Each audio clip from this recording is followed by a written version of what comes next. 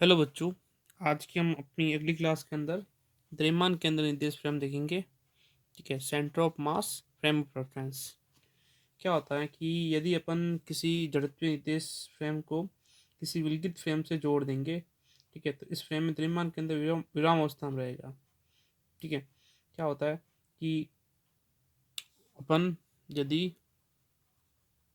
किसी जड़त्वीय निर्देश तंत्र को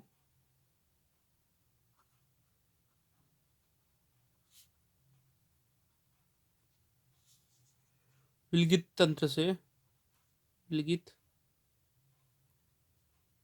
तंत्र से विलगित तंत्र के द्रव्यमान केंद्र से जोड़ा जाए तो द्रव्यमान केंद्र विरामावस्था में होगा। तो इस निर्देश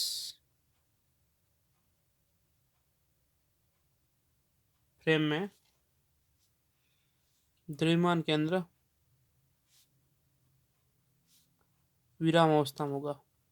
तो द्रव्यमान केंद्र विराम अवस्था में है, तो इस स्थिति के अंदर जो VCM है वो क्या रहेगा, जीरो रहेगा। ठीक है, VCM जीरो रहेगा। तो इस प्रकार की फ्रेम को अपन द्रव्यमान केंद्र निर्देश फ्रेम कहेंगे।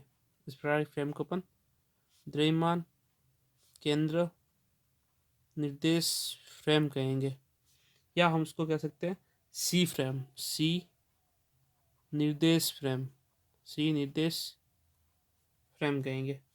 ठीक है, अब यहाँ पे VCM जीरो है, तो इस स्थिति में जो कुल रेखीय संवेग रहेगा P, वो रहेगा MCM, वो भी क्या रहेगा, शून्य रहेगा।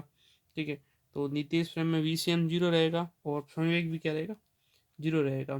ठीक है, तो इसको अपन सी फ्रेम निर्देश फ्रेम को शून्य संवेग फ्रेम भी कहेंगे, शून्य संवेग निर्देश फ्रेम भी कहेंगे, zero momentum frame of reference. ठीक है, अब क्या होता है कि बाह्य बल की अनुपस्थिति होती है।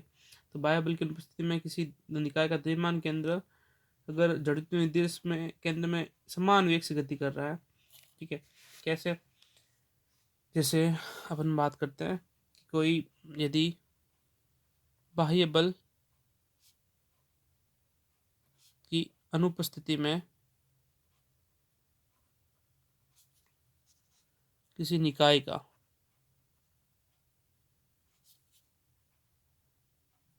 द्रव्यमान केंद्र जड़त्वीय निर्देश फ्रेम में जड़त्वीय निर्देश फ्रेम में समान वेग से गति कर रहा है, समान वेग से गति करता है, तो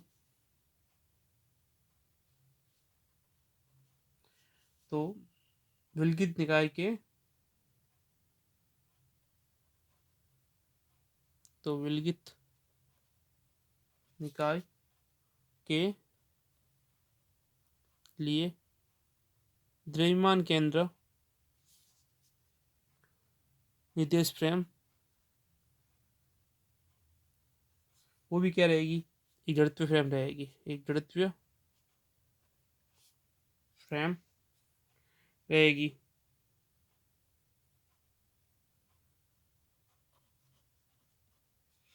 ठीक है, तो प्रयोगशाला से जो फ्रेम जुड़ जाती है इस तरह से, ठीक है ना, तो अपन क्या कहते हैं कि प्रयोगशाला से जुड़ी इस फ्रेम को L फ्रेम भी कहेंगे, निर्देश फ्रेम भी कहेंगे, प्रयोगशाला निर्देश फ्रेम कहते हैं।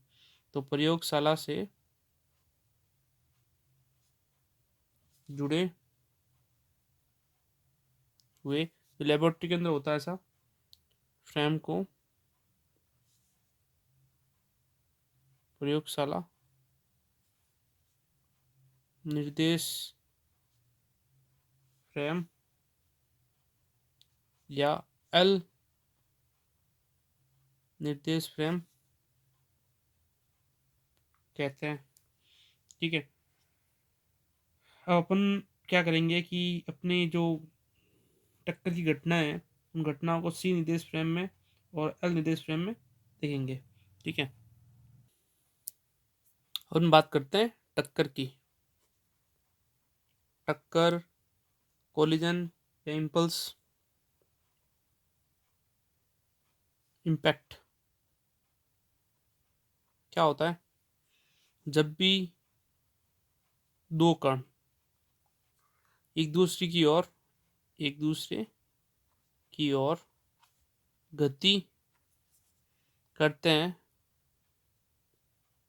तो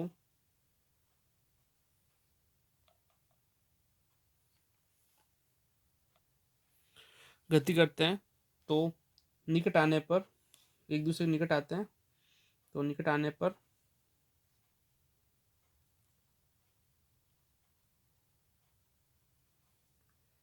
परस्पर अन्योन्य क्रिया के कारण उनकी गति या संवेग या ऊर्जा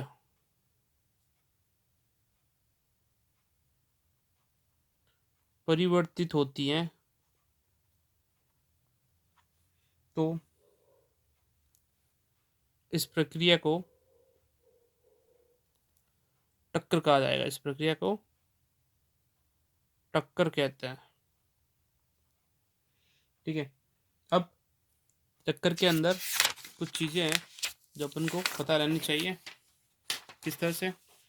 जैसे पहली बात तो ये कि टक्कर के लिए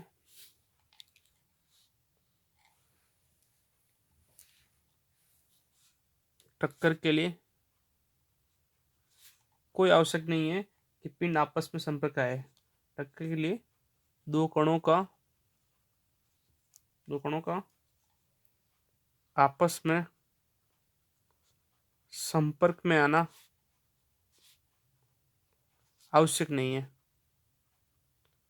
आवश्यक नहीं है। जैसे आप सोच रहे होंगे कि दो पिंड बिना संपर्क में टक्कर कैसे कर सकते हैं, तो सीधी सी बात है। जो चार्जिंग पार्टिकल्स होते हैं, अल्फा कण होते हैं, वो बिना संपर्क में टक्कर करते हैं, क्योंकि धनावेश के क्या होता है, प्रतिकर्षित करता है। जैसे अपन चुंबक से समझ सकते हैं। ठीक है, जैसे ये चुंबक है और ये समान ध्रुव हो, उत्तर दक्षिण में इसको पास में लेके जाऊंगा तो अपने आप दूर जाएगी। ठीक है ना। तो इस तरह की जो टक्करें होती हैं उसके अंदर ये आवश्यक नहीं है कि वो आपस में संपर्क में आए। ठीक है। नेक्स्ट, कुछ टक्करों में क्या होता है, मतलब वैसे तो सभी टक्कर में संवेग संरक्षण का रेख के संवेग संरक्षण रेख के संवेग संरक्षण का नियम लागू होता है।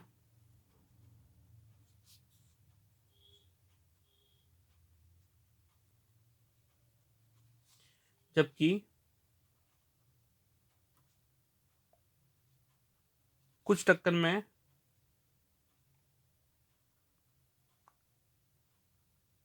रेख के संवेग संरक्षण तो सब सब में लागू होता है। कुछ टक्कर में गतिज ऊर्जा संरक्षण का नियम भी लागू होता है। गतिज ऊर्जा संरक्षण का नियम भी लागू होता है।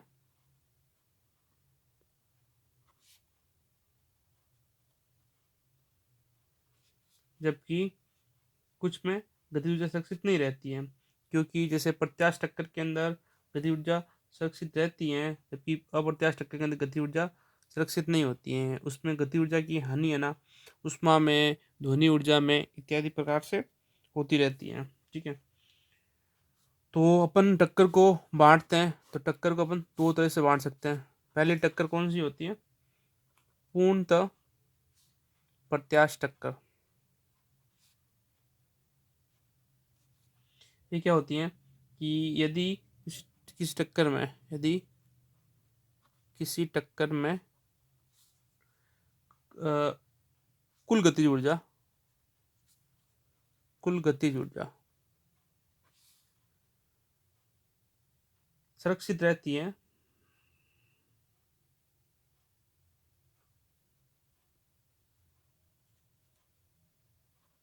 मतलब गतिज ऊर्जा में परिवर्तन नहीं होता है। तो ऐसी टक्कर को ऐसी टक्कर को पूर्णतः प्रत्यास्थ टक्कर कहते हैं। ठीक है, जैसे परमाणुीय परमाणुीय या नाभिकीय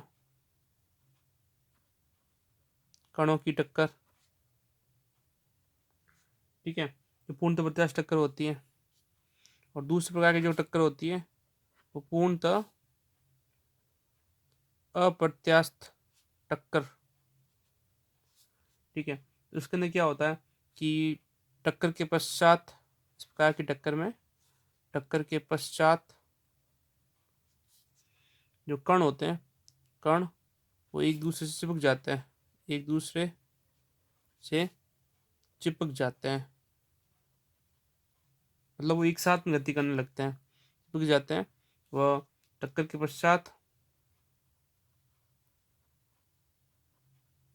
समान वेग से गति करने लगते हैं, जिसे अपन क्या कहेंगे, जिसे अपन पूर्णतः अप्रत्यास्थ टक्कर कहते हैं।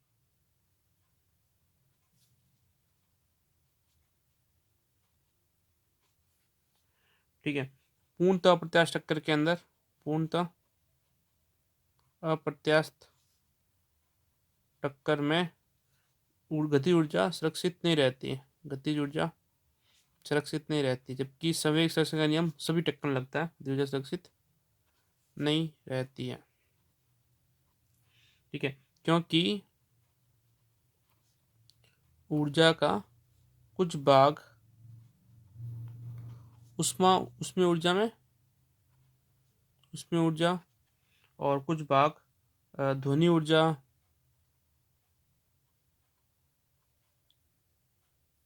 इत्यादि में सही हो जाता है या हास हो जाता है, सही हो जाता है। ठीक है, जैसे एग्जाम्पल इसका, जैसे कोई लकड़ी का गट्टा है, लकड़ी के गट्टे में कोई भी बंदूक की गोली फायर करते हैं तो धसकर एक साथ में दोनों गति करने लग जाती है समान वेग से। ठीक है, तो इस प्रकार की टक्कर को अपन क्या कहते हैं, पूर्णतः अप्रत्यास्थ टक्कर कहते हैं। मेजर डिफरेंस जो है दोनों के अंदर वो गति ऊर्जा का है। पूर्णतः प्रत्यास्थ टक्कर के अंदर गति ऊर्जा सुरक्षित रहती है, जबकि ये प्रत्यास्थ टक्कर है, पूर्णतः अप्रत्यास्थ टक्कर के अंदर गति ऊर्जा सुरक्षित नहीं रहती है। ठीक है, ये सबसे बड़ा डिफरेंस हो गया दोनों के अंदर। नेक्स्ट, अब अपन आगे टक्करों का अध्ययन जो है वो अलग अलग निर्देश तंत्र के अंदर करेंगे।